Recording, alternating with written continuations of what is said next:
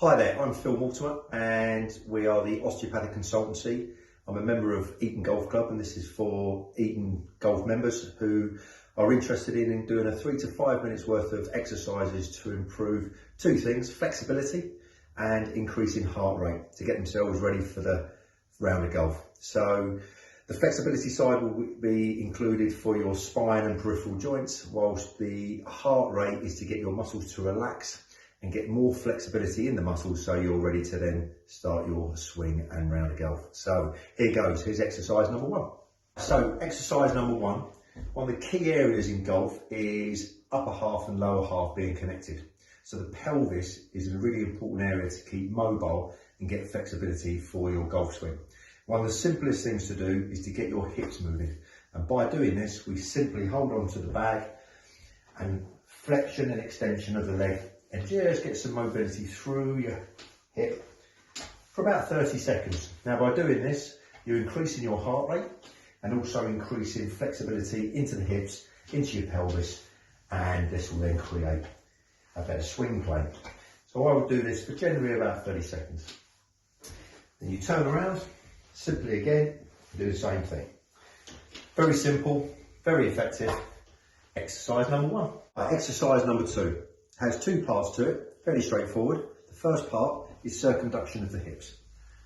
And for 30 seconds, rolling the hips round, getting the movement pattern through there, increasing heart rate and flexibility through the hips and the lower back. The second part, fairly straightforward, with a wide stance, going down into flexion, stretching the lumbar spine and the hamstrings, and then turning the feet in to lengthen the hamstrings, and coming back down. And then coming back up, turning the feet back in, all the way through. This increases a tremendous amount of movement through the lumbar spine. And again, as I say, helps with the hamstring flexibility. Then coming back to this point, you could then go back into circumduction if you wanted to. Takes very little time, increases the heart rate and flexibility. Exercise number three. This is a really important area for golfers in terms of rotation of their mid-back stroke thoracic spine. And by doing this, we want to increase the range of movement in both ways. So we're going to do a simple exercise of crossing the arms and starting to just rotate through that rib cage into left and right rotation. And as we do this, we can speed it up. And as we speed it up, our heart rate will increase. And then we could take it from here through to different angles, all the way through, not quite 90 degrees, but not far off, and then back up. By doing this, again, between 30 seconds and a minute, you'll be able to increase such heart rate, plus also the flexibility into the thoracic spine. So there is exercise number three. Exercise number four. Again, a key area in golf is making sure your head stays in a good plane when it comes to your swing. So for it not to deviate away from the swing plane, it needs to have flexibility in your cervical spine. So one of the exercises to do is simply rotating your head right and left, trying to get increased range of movement. Do not force this movement because the neck is vulnerable to overstretching. But as you do it, maybe do it kind of 10, 11 times each side. You can feel it's just loosening up.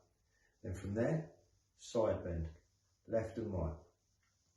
Just keep working it. Don't try to force the movement. Just get to the end feel and go through there. And again, you can see I'm doing sort of 5, 6, 7 times each side.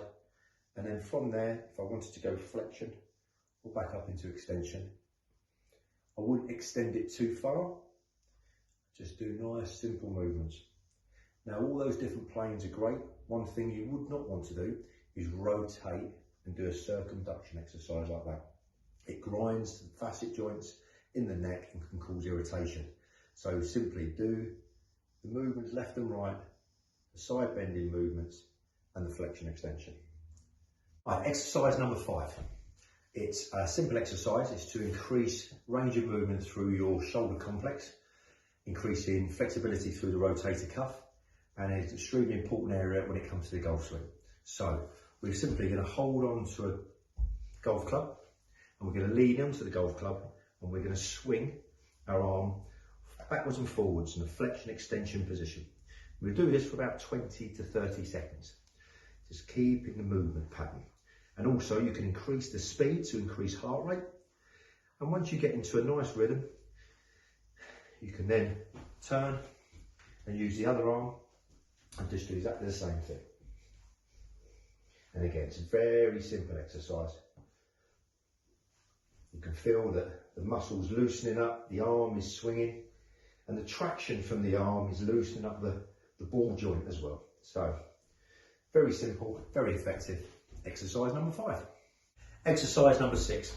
Now I'm going to combine 2 parts to this, which is going to increase flexibility through the front of your chest and shoulders, as well as flexibility of side bending of the lumbar and thoracic spine. So we're going to take your arms, we're going to use a golf club, and we're just going to bring it up and down, increasing the speed to increase heart rate, which is very simple. And then from there, once we reach the top, is side bending, left and right, increasing range of movement.